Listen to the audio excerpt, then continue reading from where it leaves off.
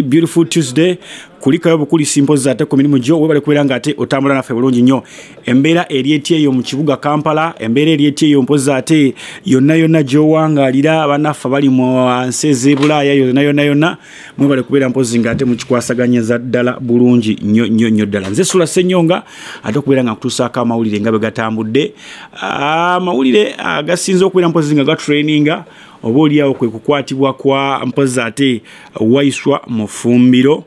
onono nga yakwatiddwa olunaku lwabadde lwajjo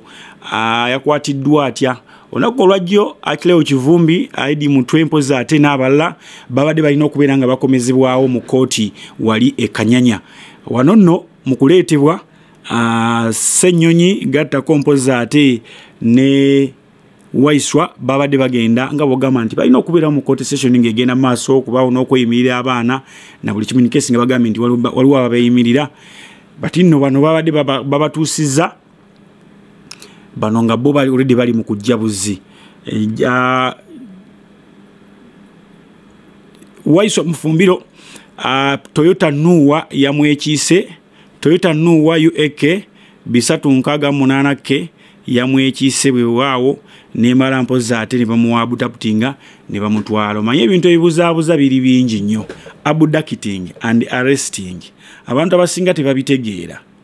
omuntu gwe babudactinze yoyo gwe bakweka wajali mukanda kuoza fetu mwirane temwogera wajali that is abducting arresting omuntu bamu arrestinga ne bamukwata ne bamutwala ku poliisi y'Ekira ne bamutwala ku poliisi y'Emubende ne bamutwala ku poliisi ya Arua obe wala yonna you know nebo kwata omuntu n'omutwala mu basement oba okoza abduction kati ekyo nakyo mukitegeere mbadde nsoma ku some of the comments ez'abantu azibagenza ba commentinga abantu bano babavunaana kukola bakita unlawful drilling okola parade mbokola parade tekiri mateeka nga parade yo gibakola mutekiri mateeka mu kundi mateeka mu ekiri aga Uganda kakati mbuli yali ku parade eyo ayina okukwatibwa nenga nalaba baali bangi bagenda kwata bameka simanyi ani ayina programu z'abantu bano bati ndowooza kyekiseera Mukama Katonda abeeko gwatwala abantu bawummuleko manyi Katonda bw'abaako gwatwala wabeerawo okuwummulamuko n'obusungu n'obukyayi so kati Allah tusaba obeeko b'otwala sifuddeyo b'otuttaani ob'otuttaani bagenda gamba kiki anti wabeerawo omuntu gwe gamba golabanga boogera ebintu nga ddala tebalina mutima nze nsaasira nnyo omuntu alowooza nti agenda kuwangala ku nsi kuno ng'enfudu z'emmengo oba olimba mwenna abali ku nsi kuno nga muli mu gavumenti muli mu buyinza muli tewakyaliwo asuka myaka 5 ku nsi kuno oba mwagala temwagala ekisinga okunyiza nti ate mugenda abona nnyo mu myaka gyammwe ate egisembayo kubanga oba mwagala temwagala bantu bajja kunoonya bagamba ate gundi akadi ndi bamukwate bamusibe olajja kuwa ekizampa gambe ne Besigye naye yasibibwa mu myaka gye egisembayo wa Dr. Kiza Besigye musajja mukadde naye ali mu komera gy'apookeza kati kitegeeza ojaba tolina excuse yonna gy'owa nti bannange enkaddiye ate sikyesobola ate simanyi ebikozi byajja kubuuza bwe wali osiba oli gwe wasiba Besigye yali yesobola nti nedda kale diyingire but anyway wenna amookinga be basibye bajja mookinga famire yo ng'efudde temubanenya kubanga omookinze gwe basibye n'owerekereza n'ebigambo kati gwe bw'ofiirwanga ne bakumookinga kimire kuba togenda muzza aba afudde oba nfuna Edi Mutwe ebbanga lye bamaze mu kkomera ddene kati n'akireewo nze nabagambye olunaku olwajjo nti they are trying to frustrate NUP nga bakwata abaana bati abafu futu soja yekaya alonda golowooza buli wookwata gwe tokirowoozaako nti buli wookwata omuntu amawulire gavugani gagenda paka n'eriira ababadde tamanyi NUP ne bituuka kuba kati ebintu bitambulira ku TikTok mu mawulire ku X nawa abantu bali advanced nnyo kati ennaku zino bagenda bateekawo embeera ey'okulaga nti tulina okumanya kiki ekifudde mu ggwanga buli lunaku kati buli bakulaba ng'ocunya abantu beekyawa n'ensi z'abazungu zitandika okugamba naye ono ng'ayisa bubi abantu lwaki nti bookwata obutambi bugenda ku social media. Abantu bano bali ekyawa bajja balina support okuva ebweru w'eggwanga kuba bajja gamba enough is enough. No, kyekyo kyakutambuddeko kyekyo. Tu muyina embeera yegamba nti gundi yafuga gundi yaddako gundi yakola bw'ati. But weebuuza ogenda kubeerawo bbanga ki? Go determining obulamu bw'omuntu obwenkya oba obulamu bwo obwenkya gw'ogenda kubeerawo otya gwe tofa. Tubalabyeko abafiiridde mu buliri. Tubalabyeko abafiiridde mu buliri nga tamanyi na kyamusse nga ne famire ne temanyi kikimusse. So abantu abo mubakyunye mpola. Olunaku olwaleero deployment ebadde nnene nnyo ku kooti ekanyanya. Deployment ebadde nnene nnyo ku kooti ekanyanya. Kakati tukyagera maaso ne story. Tugenda kukola story ya NUP eno tugitemeeteme eba oli awo egguke bulungi.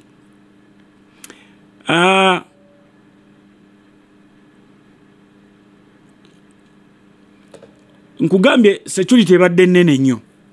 Kati obuzibu nga tebakkiriza na balooya babakire okuyingira nga babaganye n'abantu ba bulijjo nga babaganye.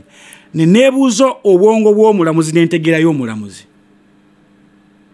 Abantu bakutte nga bakibiina ddala balina abantu abakola ki gwe tobeera na bwongo bugamba naye balooya boono nga tebaliiwo. Ddala bano abantu basobola okubulwa balooya baabwe. Kubanda ye mukatambi waneno Joel Senyu ngagamba the opposition has condemned the alleged abduction of NUP spokesperson Alex Waisa Mufumbiro by the military personnel. He urges authorities to follow legal procedures instead of using force. Senyu expressed concern over the heavy security deployment around court premises, saying it is creating unnecessary tension and hindering access to ordinary court users. Obontegeera bwe babuuzizza eyandibadde nga State Anton agambye nti ekiyisiza oba kitekezezaawo that heavy deployment nti beekengera terror threat okuba kwa bomu muki okuli mu Uganda ne twebuuza ate okuba kwa bomu kutya ipipo mwekubajje lwaki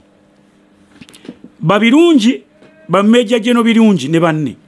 bakwatibwa nga kigambibwa bakola fake bombs. Mujjukira bomu bwabaluka ku biseera biri.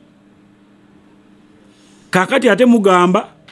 waliwo okweraliikirira ku kutega bomu na biki. Already abadde balina threat eyo mwaba kutte bali munda. Kati ate baani abagendo zitema ozikuba. If you have more excess force, extra force eri Somalia, eri Congo, eri wa Sudani, kitegeeza wani waffe we are okay. Kanate muteekawo embeera. Sannaye waliwo abantu abasoma nga ate bannange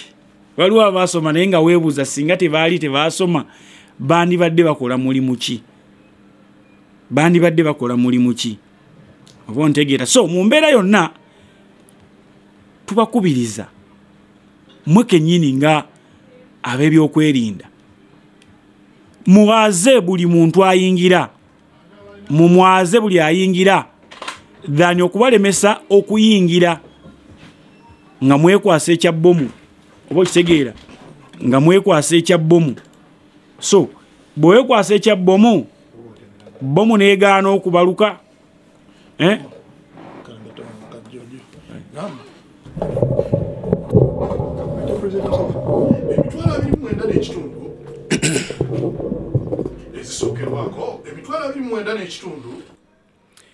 N'olw'ensonga eyo tubasaba script zammwe muzikole bulungi. Abaana ababakubirawo ebituli ku bubbomu obwo bw'ebicupuli ne bagamba naye obubbomu nga tetubutegeera ne mumala ne mukuwa ekinsesa ku ayogerera amagye Felix ye buli kaseera abeerawo n'ekyokwogera naye nga yeerabira kyeyogera luli yeerabira kyeyogera luli oba abeera abijjukira singa oddeyo mu butambi bwo n'otunulamu n'ogana naye luli nayogera ki kati wano abantu mbagambe nti ki wano abantu mbagambe nti ki so byebyo ebiriwo mpozi ate oba oli awo ku saidi eyo eya NUP era nga bwolaba nti era stiru abasajja babazizaayo mu kooti naye ku luno jjukira bagambye bakyusiza charge sheet luli ebadde eriko abantu 3 kati bayongeddeko abantu 2 bagifuddeyo abantu 5 abantu nga beebuuza owokutaano yaani kitegeeza Bobby Giant ye wokuna Waisa Mufumbiro ye wa okutaano waliwo naye mu comment nga bagamba nti buli yali ku parade okwo bagenda mukwata bagenda sembyayo Bobi Wine kuba yava ne yeewana nti yesaaba yeekera gwe bagenda okusembyayo neneebuuza abakomentinga comments ezo okimanyi balinza okukwata Bobi Wine oba Bobi Wine alinza okukwata abantu bano nga gwe wafana dda oba ontegedde oba si kyekyo ne bakuteerawo embeera nga mukaddewo waali nga naye tokyasobola na commentinga kintu kyonna kya kisiru nga nyoka ali wali eri ekyenda kireebeeta bwe kiti kansa naye nga tolina ssente zimutwala mu ddwaliro bweru ninga okolera banene ng'okolera banene naye nga tolina wadde 10 ekitwala nnyoko wa bweru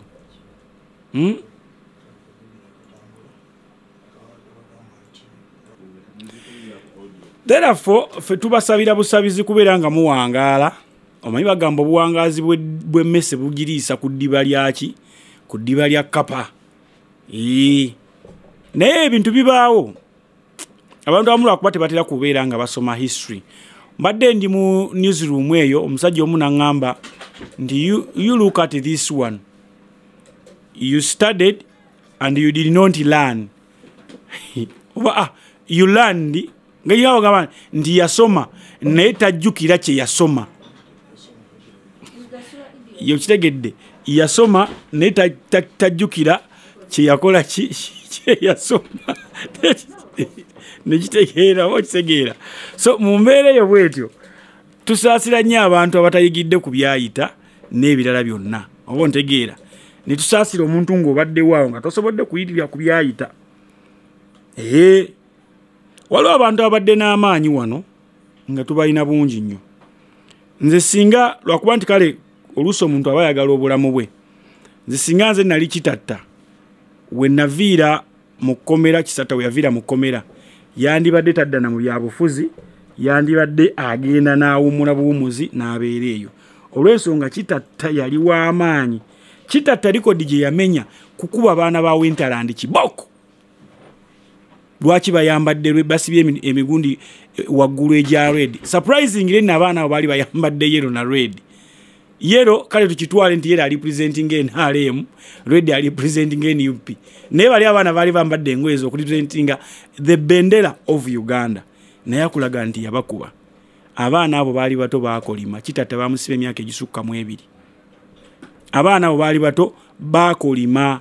abaana baakolima era omusajja n'asaavinga ng'omusajja ogenda okuddako e Kampala bwoti ng'ebintu ebiddiridde ebiyo ebifudde bibeera bingi nnyo kyova olaba oluusi abamu bava mu makomera n'ayita buyisi direct paka mu kyalo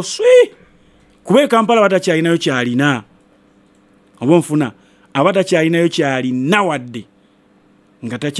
talina kyasobola kukwasaganya kubanga obulamu bubeera buzibu nnyo sigenda kwera mpozi nga nte sukwana eno mbere bulungi mweraba